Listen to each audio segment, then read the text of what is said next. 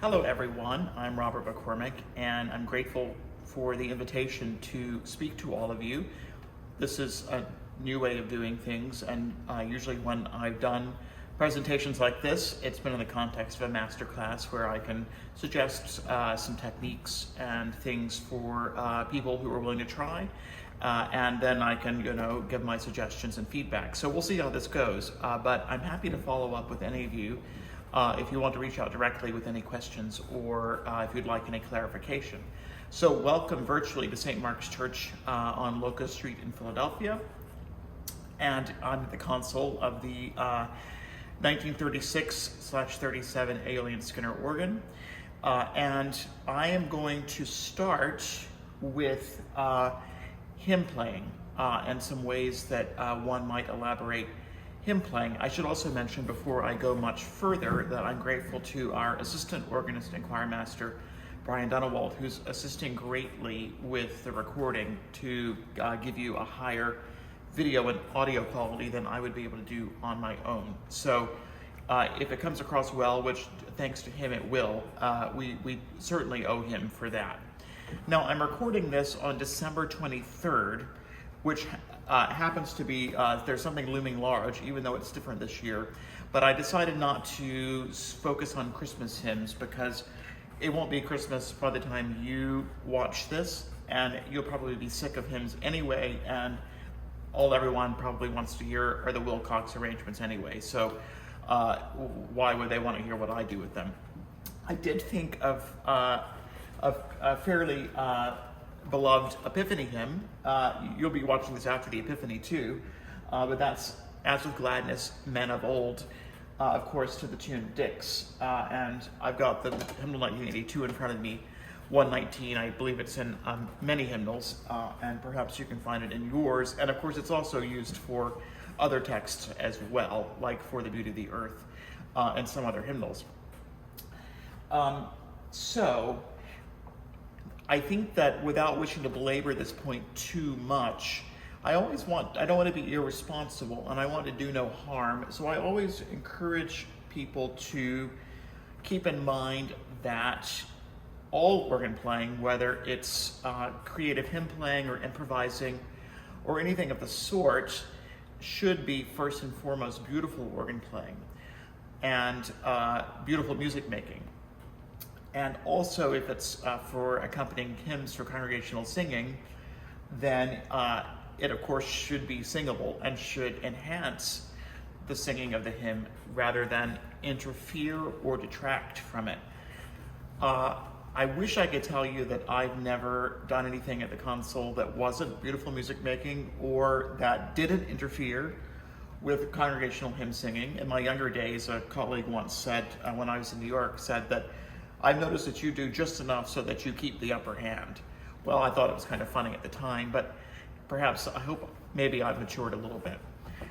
So keep all those aspects of musicianship and so forth at the forefront of your mind as you attempt or go about any of these techniques or any of your own techniques. I would just commend that to you and to me again as well. So important, this is not supposed to be me talking about the basics of hymn playing, but I find that the tempo is so important, and there's a range of tempi for each hymn. I think that's appropriate, which has a lot to do with the acoustic and the space and the size of the congregation, and just imagine that we're all in a world a year from now, God willing, where we're more back to normal in terms of congregations and church attendance and hymn singing. So just, keep this in your mind until then. And that all tempi should really, really dance. All hymns and of course all music should dance, we know that. But it's important to remember that with hymns as well, they're fast dances and they're slow dances. And even if it's a broad, slow tempo, it should dance. I would also say that it's important to keep in mind that hymns should be steady, but not necessarily metronomic, because people have to have just a little more time to breathe. For instance, at the end of the phrase of this hymn,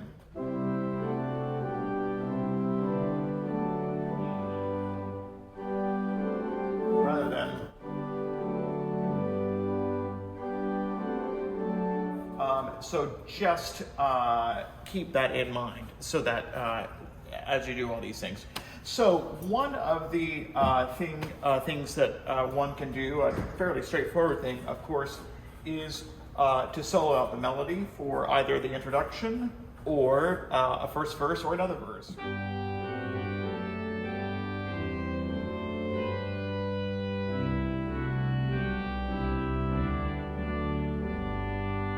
So on, and I imagine you all know well how to do that, though it definitely warrants practice. Especially if it's not something you're used to doing very often. You of course play the tenor and the alto voices in your left hand in this case, unless you are soloing an octave lower, but God also made subcouplers for a reason. And of course the pedal as usual. So you can practice that just as you would practice any piece of repertoire. In fact, everything I'm saying today, you can practice it as if it was repertoire, just as you would practice repertoire. So you practice the alto and tenor, and then add the pedal, and so on. And sometimes you might be able to, might be appropriate to have a more intimate, probably not this registration for this hymn, but just imagine, a more intimate registration for the intro. And then a little bit more, a bigger registration for the first verse. And so on. A good reason, of course, to solo things out is to help the congregation if it's an unfamiliar hymn, especially.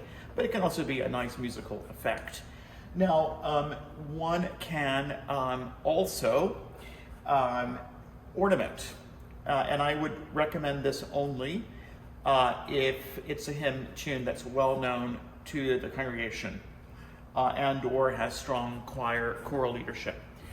Because the last thing you want to do is to confuse people that would be standing in the way of what we're supposed to be doing.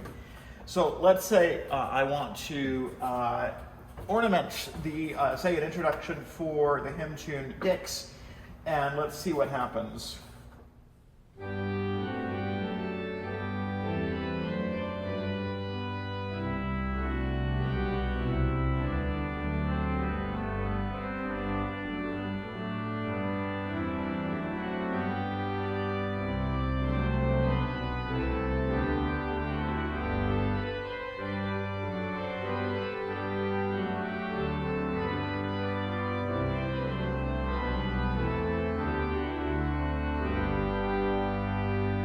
I think I overdid that a bit because it was more of a descant really than an ornamentation, but something like that. That probably would confuse people, especially if it was a lesser known tune. But you can add passing tones.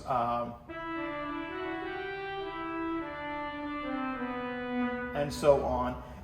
Be careful about overdoing it, because I once heard somebody introduce a hymn, well-intentioned, but let's see, it wasn't this hymn, it was another hymn. It was the tune Hanover, I think, with all 8-note triplets, and it got, let's see if I can try to do something.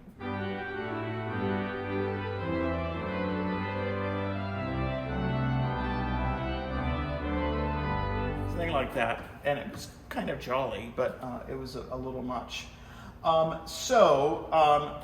Most places, of course, have the custom of singing the outer verses in unison and inner verses in parts. So I do think it's important not to enhance or to elaborate every verse of a hymn, because that can quickly get tiresome. So let's say you had a soloed out introduction for this hymn, Dix, and then a more straightforward first verse.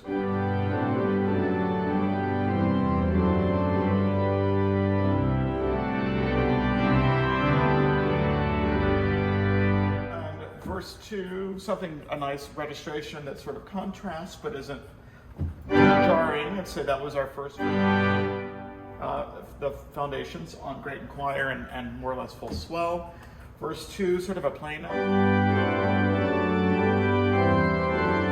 And of course, we have to keep the text in mind because the text came first, and you want to make sure that the registration conveys and reflects the meaning, the affect of the text.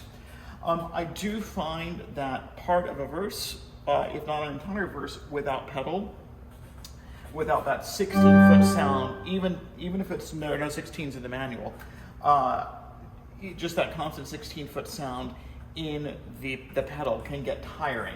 So obviously one way to do that is just to leave out the pedal. Or if that's a bit of a stretch, you can just, if your hands don't quite reach, or if it's too awkward, you can obviously just couple the manual to the pedal only.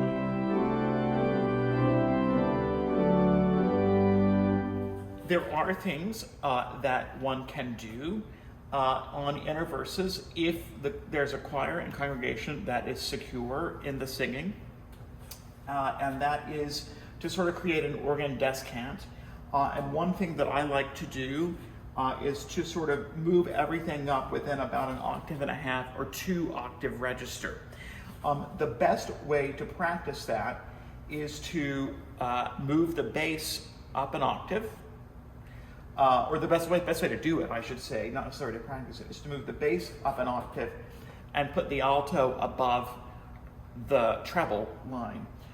So for Dix, obviously you could practice that with the treble voice with that choir division is out of tune with the swell this time of year. That's going to drive me crazy. Swelling great, actually. Okay, so we have the melody. And then we have the alto above it. Probably don't need to repeat all those.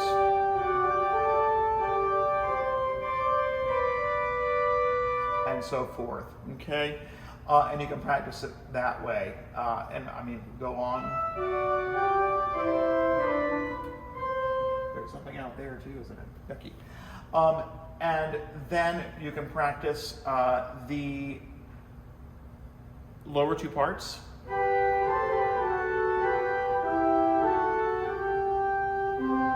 Up the octave, then I would say add the melody.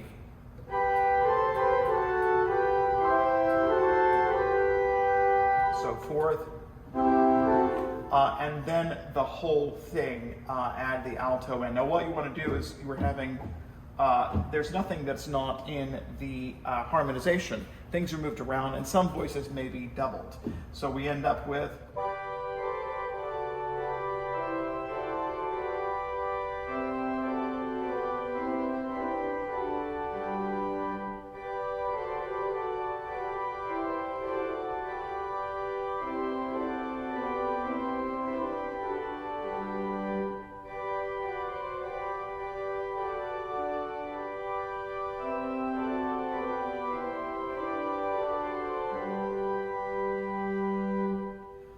and I think if you were trying to sing, say, even the tenor part, it's represented an octave higher, but it's perfectly singable. But again, you need a good choir or choral leadership, assuming that they sing in parts.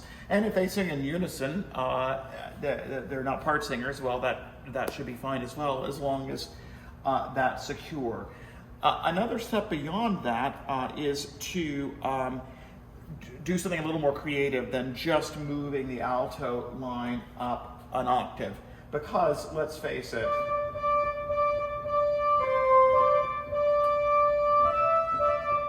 gets a little tiring after a while. So let's see what I might come up with here. I'm going to start with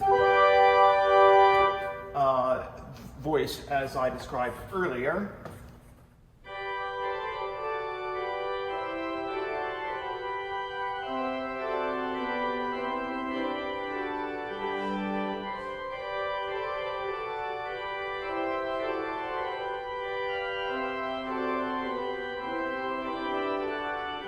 Don't tell anyone I just had a parallel octave.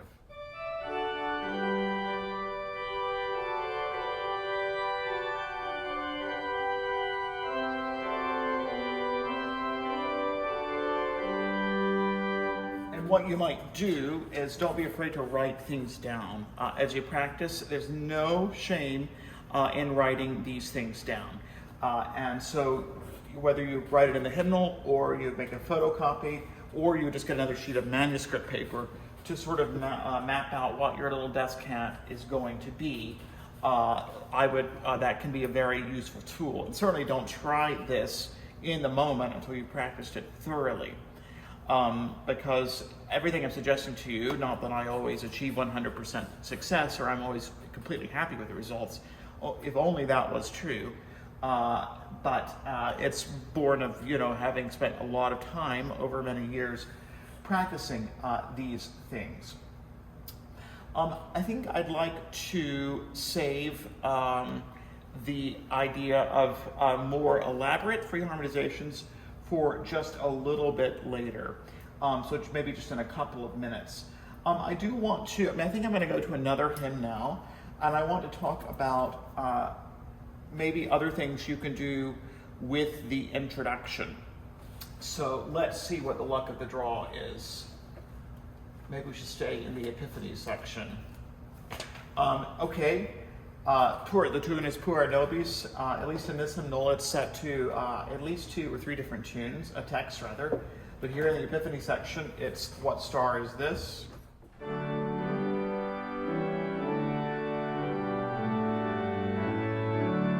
So everything I've already suggested could work with this tune as well, though certain techniques are more adaptable or work better with particular tunes.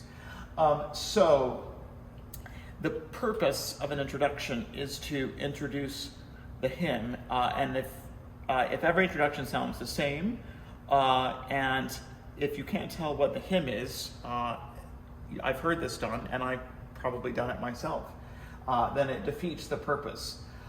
So one thing that we could do is we could establish in the meter, where right now it's just printed in 6/4, so we could establish just some an accompaniment of sorts that goes on for say a half a phrase. Okay, maybe 2 to 4 bars. Let's see what happens. Let's make it 2 bars. So let me try. We'll see if this is any good.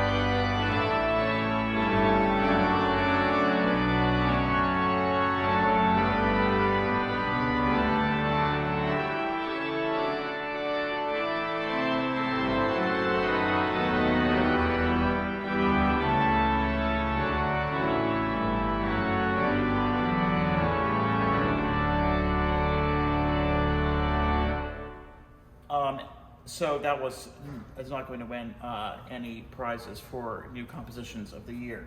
But I think you see essentially intermingling phrases or half of the phrase, depending on how you count it in this hymn, with little interludes. And then I could have added a little coda.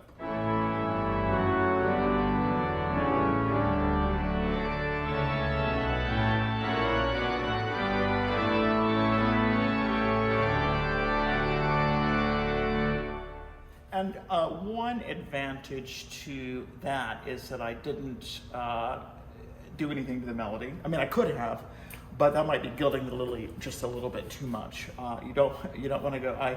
I sometimes joke that if there's a line of good taste, I just want to stick my pinky toe just over it, just a little bit. So that's one option. Let me find another hymn that I think might work better for what I'm going to, I mean, I could try, find another hymn that might work better for the next thing I'm going to suggest. Let's leave Epiphany Tide and let's skip Lent. How about Easter?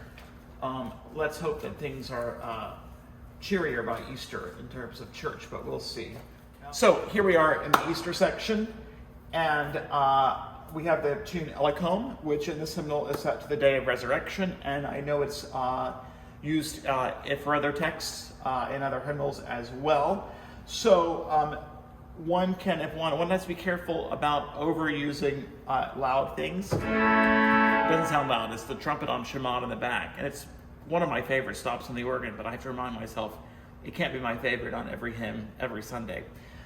So one could set up an antiphonal dialogue, sort of in the manner of.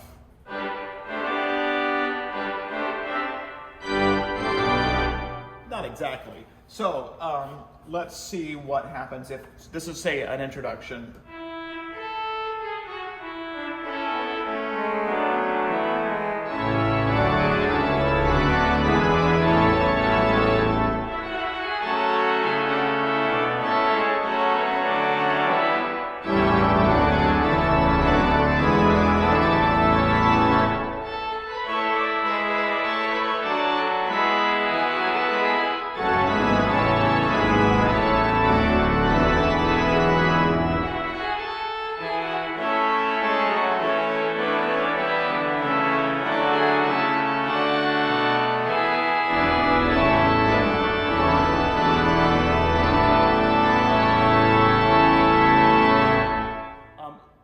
So be a little careful about it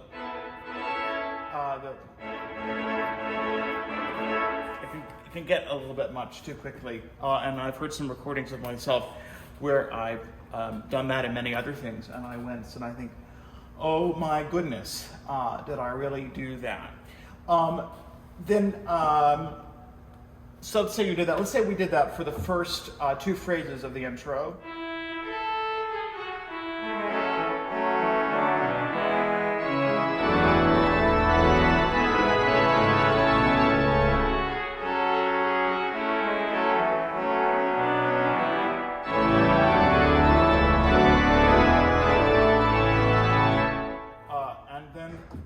Bring it back a notch, because in this hymn, this third phrase, it's a little bit reflective, and then the tension, musical tension sort of builds at the end of the phrase. So we just had here's the registration.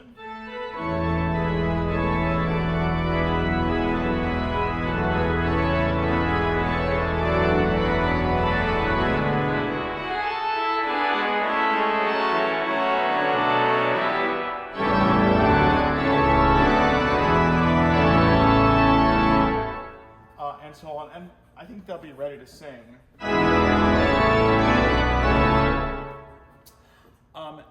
Those are just some ideas. You could do some other things with registration too. I'll just stick to this hymn.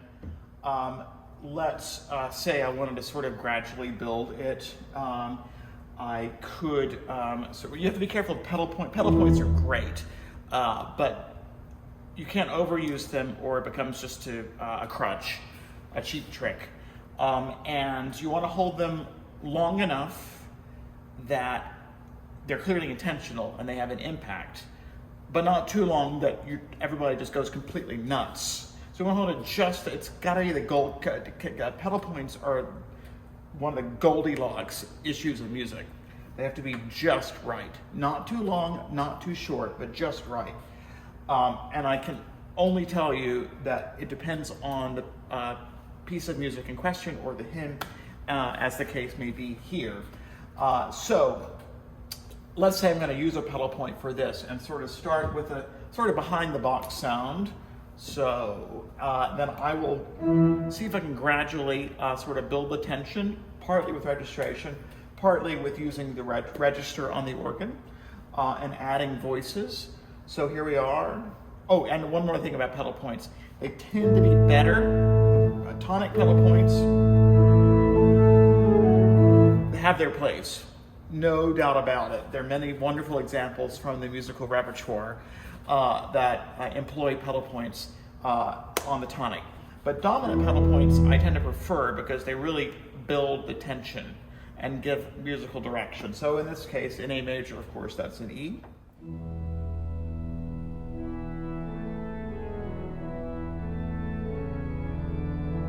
So you see I held the pedal point for 3 beats, and then of course I brought the melody in on the upbeat 3 beats later. And then I'll show you what I'm going to do next.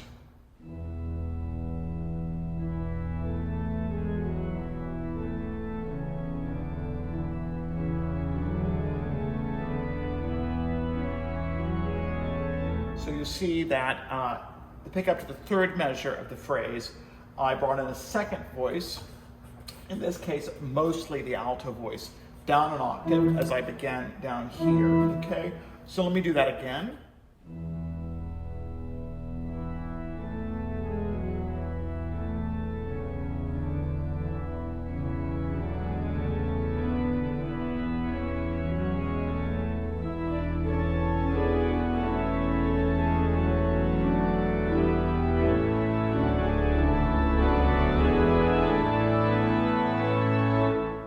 At the end of the first phrase, going into the second phrase, I moved the melody up the octave.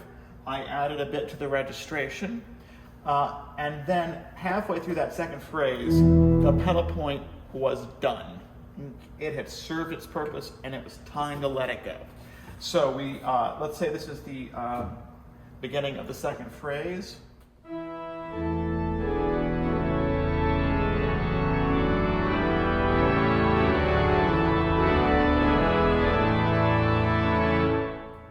And then we'll add a little more. Of course, each organ is different.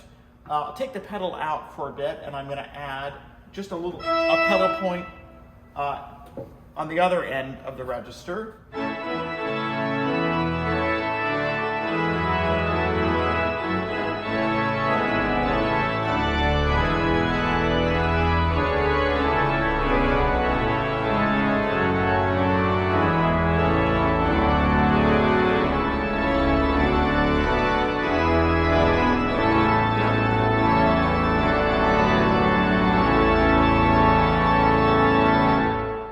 So I kept adding to the registration, and then the penultimate measure, I augmented the rhythm. You want to, of course, make sure that you intend to do that. And if you do it with conviction, hopefully the choir and congregation won't think you've lost your mind, and they're supposed to sing with hymns. But of course, you'll show them when you get to the first verse that you meant to do that, and it was for musical effect. So let me try that whole introduction for you, and something like what I just did, and see what it might come out as. So starting with our pedal point in the pedal.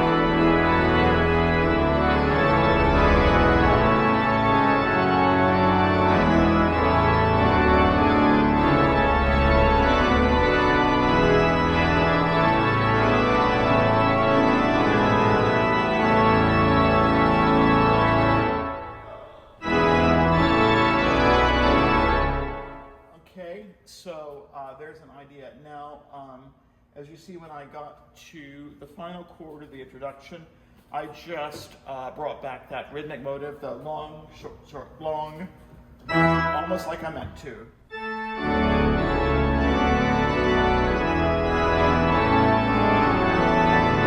That wasn't as good. We can do the pedal.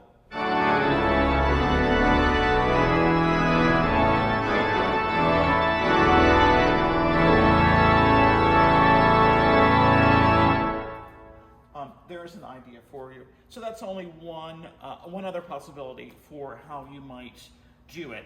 And I should have mentioned that the little thing I did with the previous tune, Per Nobis, essentially was a tiny little chorale prelude in miniature with the little interludes.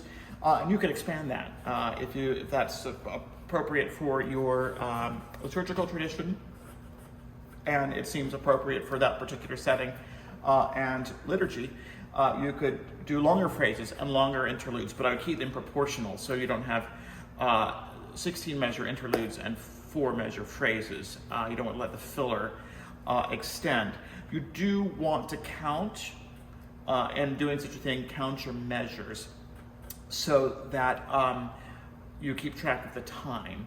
That's like learning to ride a bicycle. We could spend a whole day talking about this, but I will tell you that learning to control the amount of time I was filling was one of the things that most improved and helped me mature as an improviser. The only way to do it really is to count with yourself. So your childhood piano teacher was right. Count with yourself. So you're improvising along. I'm gonna make up some nonsense in A major. 1, 2, 3, 4, 2, 2, 3, 4, 3, 2, 3, 4, 4, 2, 3, 4, 5. Because of course in most Western music, since the 18th century at least, we're accustomed to hearing 4-bar phrases. And if we're improvising anything that's in a disciplined Western style, we want to aim for the same units of time. I perhaps should have said that earlier, but I didn't, and that will lead me into the thing that I'm going to say next. In the tradition that I work, usually interludes in hymns are for functional purposes, but I know that's not the case everywhere, and it's not always the case here either, because sometimes it might just seem appropriate. I wouldn't keep people waiting for 3 minutes for no good reason except just the organist, letting imagination roam. But for instance, here, outside of the pandemic, there's things going on in the procession in the first hymn. The priest censes the altar with incense during the first hymn, so usually an interlude or perhaps an extended coda is required. So if that's your tradition, something like that, you want to practice and get used to filling the time. If not, you may want to occasionally employ 4 or 8 measures. But I would say it should, just for musical effect, but I would say that it should be either 4 or 8 measures if it's just for musical effect, maybe up to 16. And it should be either 4 or 8 or 16, maybe 12. But that's a period and a phrase rather than 2 musical periods. So let's say that I wanted to do that for this hymn. We're doing something with the idea of musical, for musical reasons rather than for practical liturgical reasons. But we finish the second verse.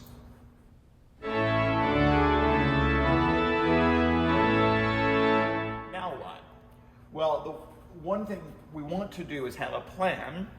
At least when you're getting more and more comfortable with this, you want to have a plan. And you'll find, as you get more comfortable, that the plans can come to you more spontaneously. Not always, but you want to have a plan. So what they call the Anglican fudge, and there are many worse things, I should say. Let's see if I can try to do something like the Anglican fudge.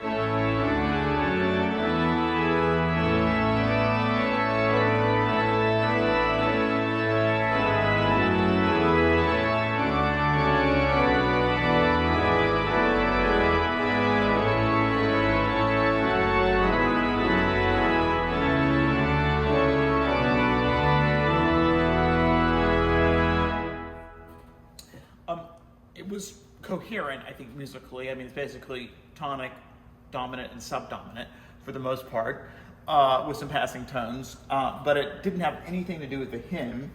I think it filled, sort of coherent musical space. But I think it's better to aim for something more. No one is going to be offended by that, but neither is it going to do anything to elevate proceedings musically, and I would never want that to be something that was done for musical reasons. You want to give people something really to grab onto with a plot. That had no plot. We want a plot. So let's say this hymn, eloquent. I'm going to change hymns, I think, in a minute as we talk about a few other things. Is AA, BA. So it's very repetitive. So getting motives for an interlude could be a little more challenging because there's less material or not as much diversity in material to choose from. So we finish the second verse.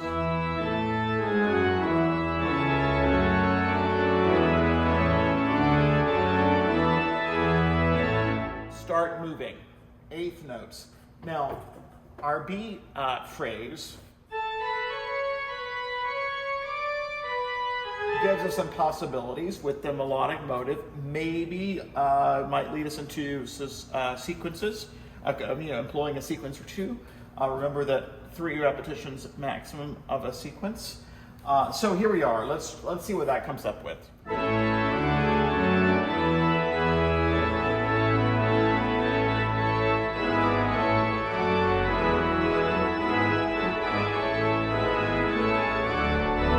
Essentially, I just played the third phrase. I'm not sure that would be worth taking people's time to do that, but musically at least kind of makes sense. So let's see if I can do something a little more than that.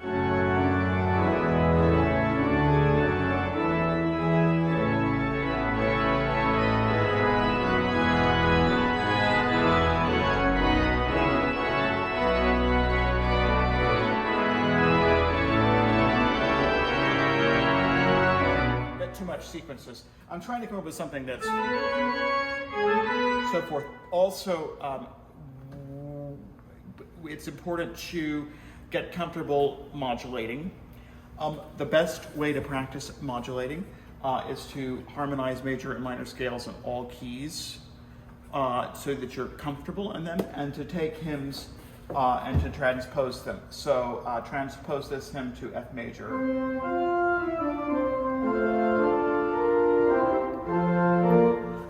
And so forth. So then you'll be comfortable with whatever key you would like to go to, or sometimes you even find yourself in. There's some resources and some harmony books for modulation figurations so that you can figure out how to get from one key to the other. One way to do that is the circle of fifths can be your friend. And I'll show you one other modulation thing by half step in a minute. So I just got myself from C to D pretty quickly. So let's back to the interlude for eloquent. I still want to come up with something I'm a little happier with.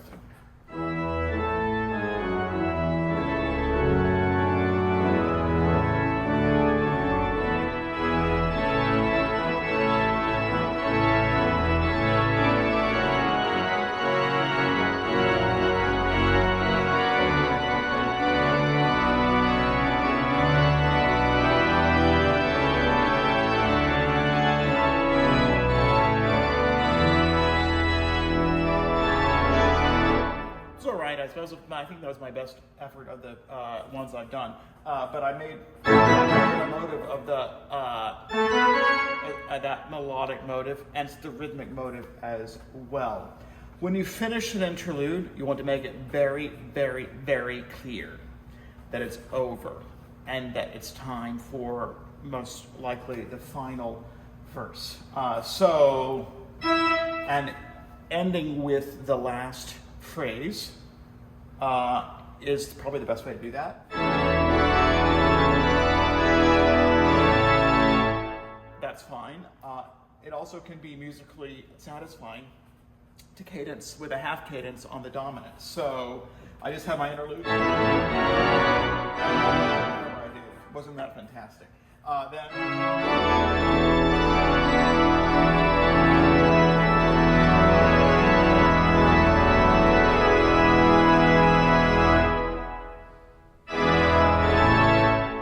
So I would say hold that chord a nice long, and then time for a nice breath, and then it'll be very clear. Careful about dominant 7 chords. I'm not saying never, but they can be get kind of cheesy. I said something else about modulations. Now, some churches have a tradition sometimes of the organist modulating for the final verse. Now, when I was younger, in my early 20s, I got the idea that this was vulgar. I believe that's how the Gleason method describes it. vulgar and tasteless, and it can be, and should never be done. And then I went to Washington, D.C., to St. Paul's K Street. The congregation there loved to sing hymns, and had an organist in the choir who had a full-time job, a full-time day job. He's no longer working professionally as an organist, very good musician. He said, you really should occasionally modulate for the last verse, because they'll really, the congregation will eat it up and they'll double in volume. I said, I'm not doing that. It's vulgar and tasteless. He said, oh, come on, you have to do it. So I finally tried. Well, guess what? I would let myself do that, and I still do it here, just every so often. But don't tell the Anglican music mafia, because I might get arrested. So how to do this without an extended interlude? I would say take at least 4 measures to do it. Okay. What is not musically satisfying is the I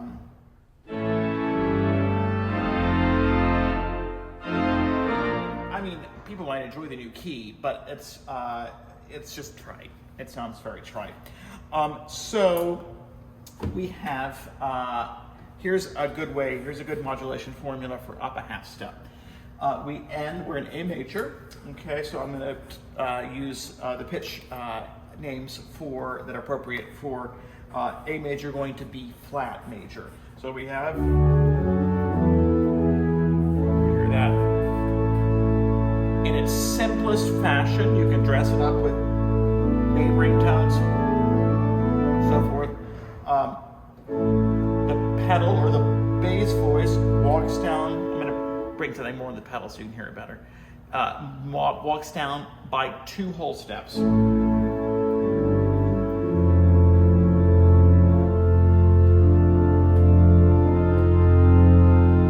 So this is what happens. A major chord, holding in my hand. A, G, F. Then I'm going to move the middle 2 voices up from a C sharp and an E to a D and an F. Okay, so that's now a D minor chord. First inversion, an F in the pedal. I have 5 voices here. And then walk the pedal down another whole step to an E flat while you move to a dominant 7th chord in the manual. Okay? So that we have E flat C, E flat C, E flat F, A. So again, A major, G in the pedal, F, C sharp and E, move to D and F, and then move the pedal down another whole step, and with your right hand or your hands, a dominant 7th chord, a B flat. So there we are. So let's say I wanted to do it, and you can dress it up and make it a little more subtle, with all sorts of little passing tones and decorations, but don't overdo it. Let's say I wanted to modulate with this hymn, Eloquent.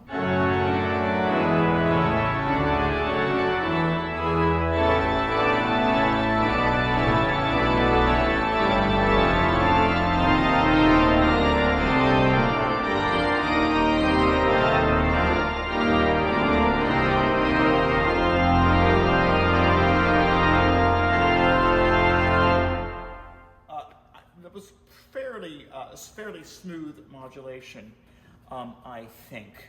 So give it a try. And the pattern holds true if you're going from C to D flat major. I've got to find out what's out. So out, but we can get it touched up before Christmas Eve.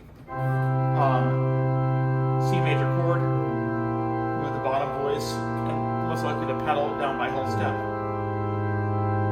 Okay, to A flat, move the middle 2 voices up a half step each, and then move the bottom voice down another whole step, complete the dominant 7th chord, and then there you are. So give that a try. Don't do it on every hymn, and don't do it every Sunday. Now,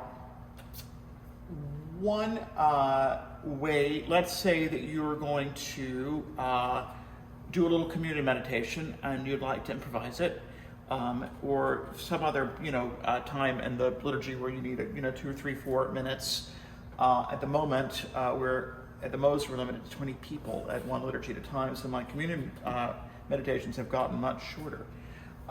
So there are a number of ways to do that. I'm going to find a hymn that's often used at communion. Let all mortal flesh keep silence. Originally, it's an offertory hymn in the Orthodox liturgy. But often it can be used at various points in services, of course, but works for communion or after communion for sure. Picardy.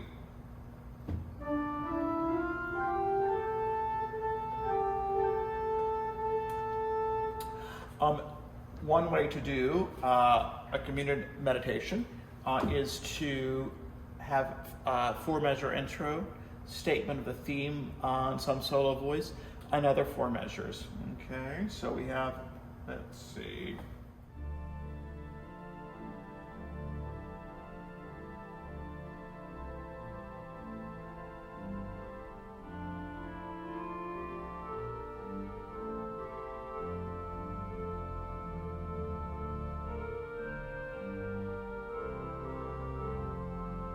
And of course, I totally forgot that that's an irregular phrase length, 6 measures.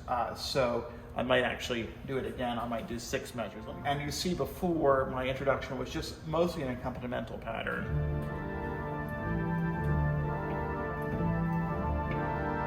I mean, you can only do that so long, but a couple of measures of alternating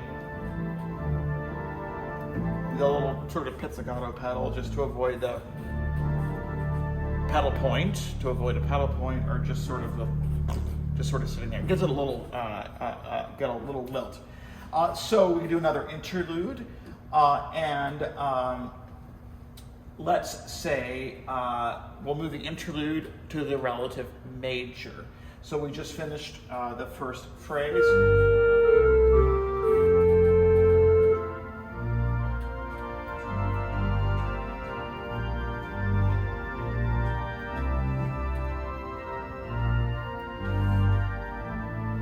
The second phrase.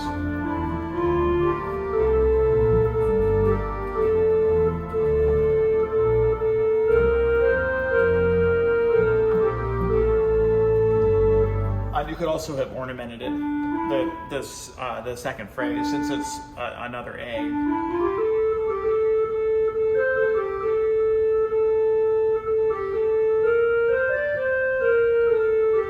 Something so on. Another interlude. We're just going to anticipate the last phrase.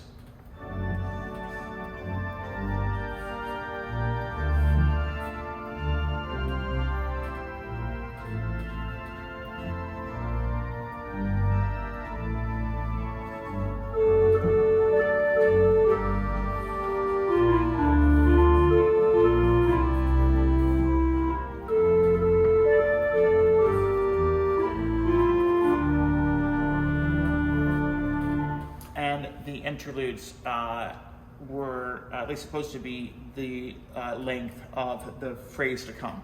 And I picked this one without thinking about the fact that we have some irregular phrase lengths. So there's an idea for a short communion or meditation or some other brief improvisation on Picardy. But if you needed it to take more time after you've interspersed the phrases, with little interludes, either anticipating or establishing accompanimental patterns. We finish up.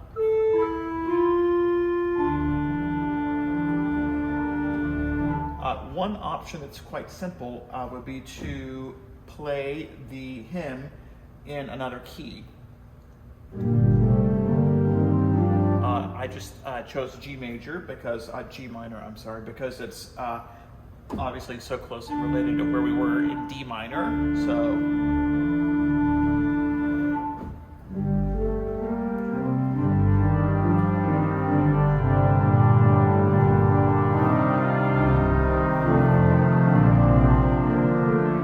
so fourth, and then you could end by going back to D minor. You could choose another key. A minor is another closely related key. You could keep the key signature as printed.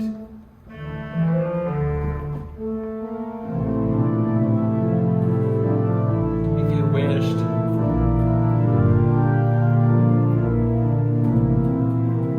Sort of in the Phrygian mode. We could spend another 6 hours talking about modal improvisation. Or you could put the key signature in A minor, or a key that's a little further away. F minor.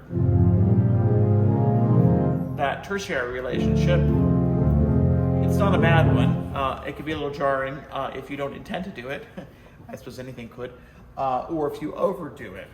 Another option, I'm just using it as a suggestion for something you might do here because it's a useful skill, is to practice improvising in canon. And this hymn should work well. It does work well in canon. So you practice it like you practice anything else. So 2 voices to start for sure. The leading voice right hand, the following voice left hand. And we'll just imitate or follow 1 measure behind.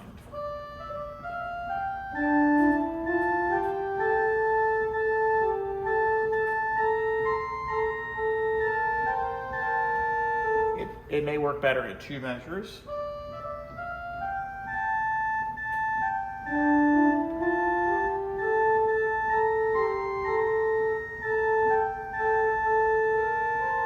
And you can practice this with any hymn. It's very good brain exercise, and it can have a musical use too. And then the next step is to, and you can imitate in the pedal as well. That actually increases the musical possibilities, as I'll show you just in a moment. Anyway, the next step is to follow in a different key, or starting in a different pitch, I should say, but keeping the key signature as printed is generally best. So the following voice will begin on A at a measure.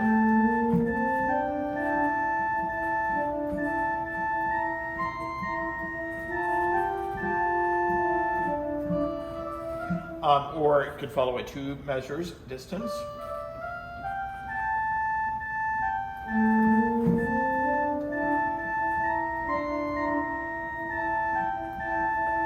So forth, and try other pitches. Start it on a G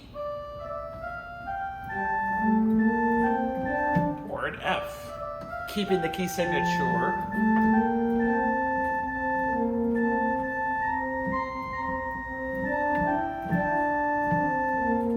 All sorts of possibilities.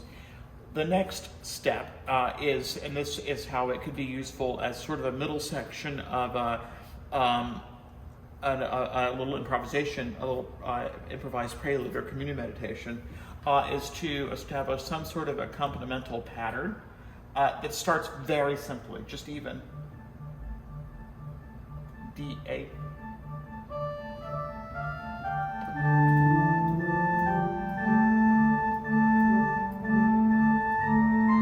Now, ultimately, you're going to want to elaborate the accompaniment a bit. So let's see, something like that.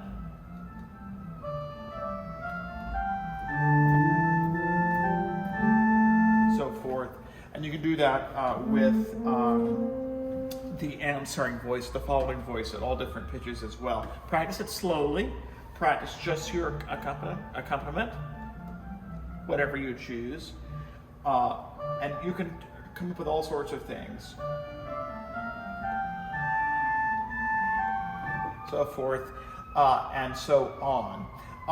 And then the next step, which I really need more coffee before doing for you, this is sort of a use it or lose it kind of thing, and I don't use it nearly enough, is more than 2 voices. Sorry about the noise outside.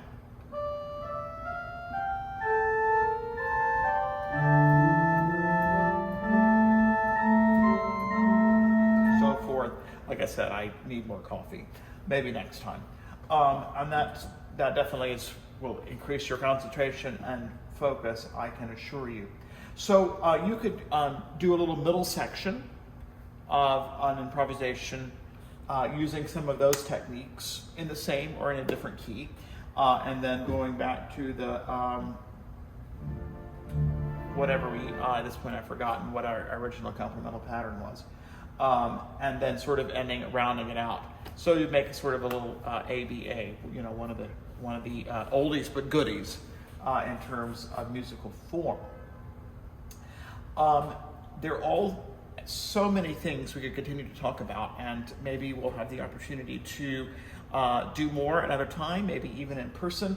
I'd love to talk more about counterpoint, about fugal expositions. I'd love to talk about different forms. I'd love to talk about sonata form, which is not nearly as daunting as it first sounds. I'd love to talk more about improvising toccatas, and in fact I will say a little bit about that, because many people find that useful for various reasons. So I want to say a little bit about that, and then I want to say just a little bit about last verses, which any of these things we could take another 4 hours or more, because I alluded to final verses a little earlier. So I just want to at least bring that home.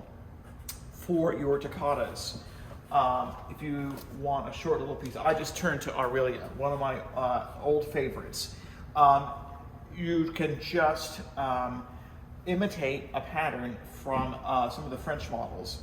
One familiar one is the Vierne.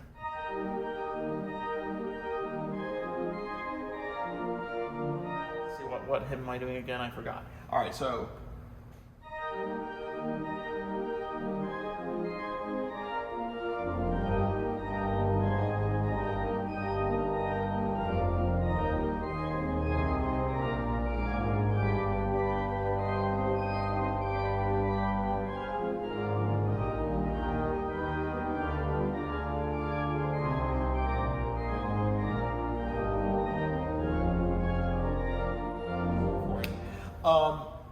But you want to practice that slowly. So forth, okay. And then you can use all sorts of, another good one is the Moulay Carillon Sortie.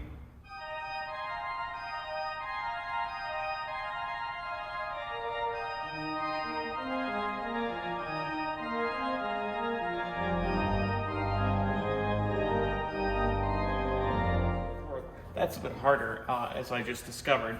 I don't use that one very much. It needs a little more practice. So all sorts of ideas like that.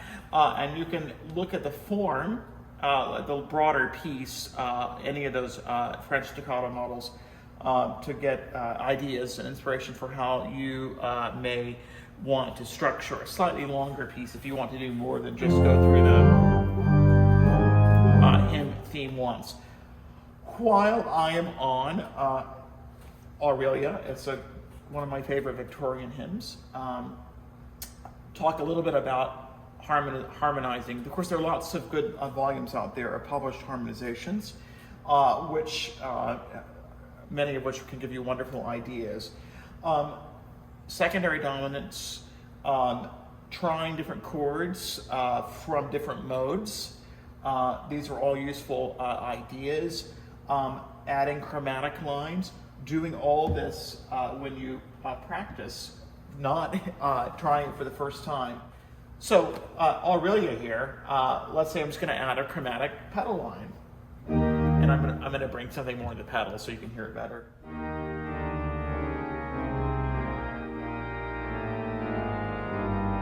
That only can go so far, okay? And that worked, I think, pretty well because it's already a Victorian hymn with some chromaticism. And then another thing you might do is, the first chord is E flat, okay, obviously, the tonic chord. And we have 3 in a row. How else can you harmonize that chord?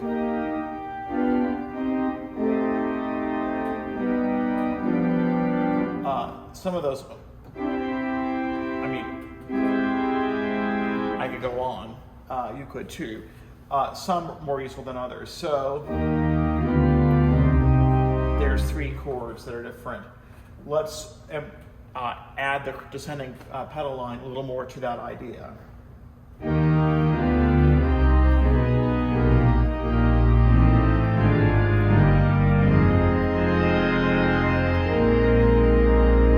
just sort of juiced up that antepenultimate chord of that phrase. And then let's see, what else could we do? Sometimes hymns like this, some of it's already so nice and rich that there's only so much you can do, or so much you might want to add to it. It's already so good. And there we are, a dominant 7th, secondary dominant. Okay, so we have.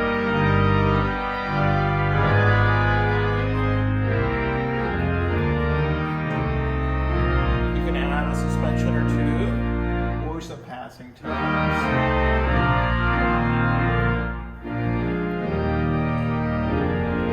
That's just what's printed. We could dress it up with some added tones or suspensions.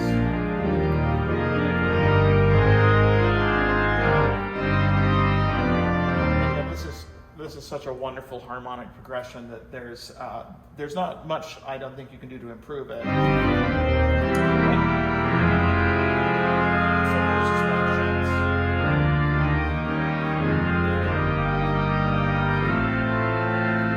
There's an F minor chord there on that. Well, all I did was just raise the 3rd.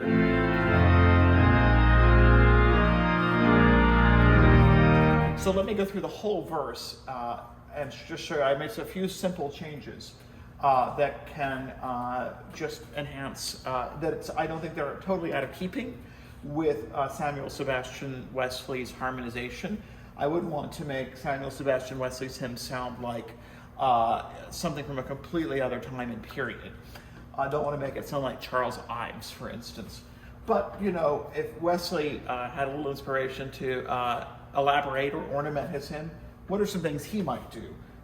Maybe I'm flattering us by thinking that we could answer that question, but we can still try. So here are some of the things I suggested.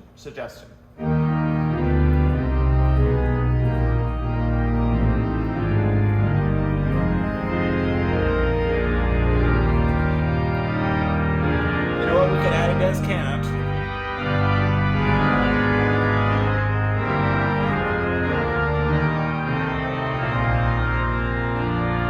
Or we could add a little bit of a pedal point here.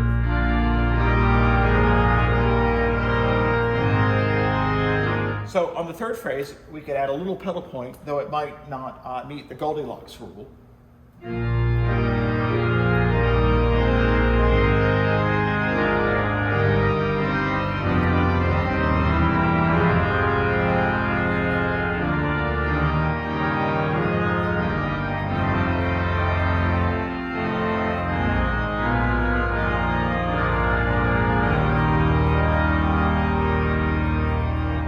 A few chromatics, a few added tones, a few altered chords, and we come up with a little harmonization that's enhances maybe for the final verse of Aurelia in a way that's not totally out of keeping with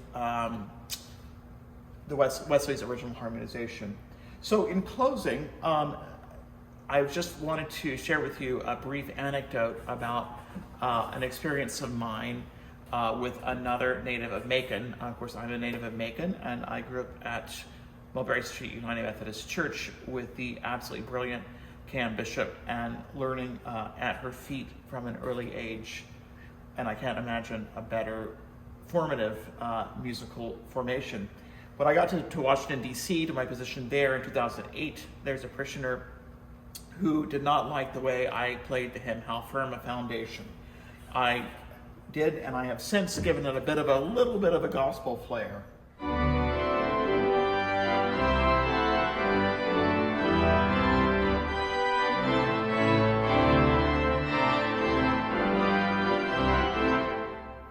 I mean, he didn't do all that in one phrase, but something like that. And he wrote me an irate email, and so that's a shape note tune, and it's completely foreign. He really wasn't a musician, but a very educated person. Well, I wrote back and explained my reasons for doing that. We ended up becoming good friends, and I had dinner with him and his wife many times. Turns out, he said, where are you from? I said, from Macon, Georgia. He said, well, so am I. And he is several generations above me. And turns out that his brother dated my grandmother in high school, and then introduced my grandparents to each other. And he grew up at Christ Church on Walnut Street. So he settled into a joke that every time he didn't like the way I played a hymn, he said, well, you must have learned how to do that at Mulberry Street, which I wore as a badge of pride, and said, quite right. So it's been great to be with you, and we could spend a lot more time talking about any number of these things, and I'd love to have the opportunity to do that sometime. And thank you again for the invitation to be with you virtually. And do feel free to reach out to me if you have particular questions, or if I can offer insight or additional explanation in any way. Thank you, and I hope you all have a wonderful 2021.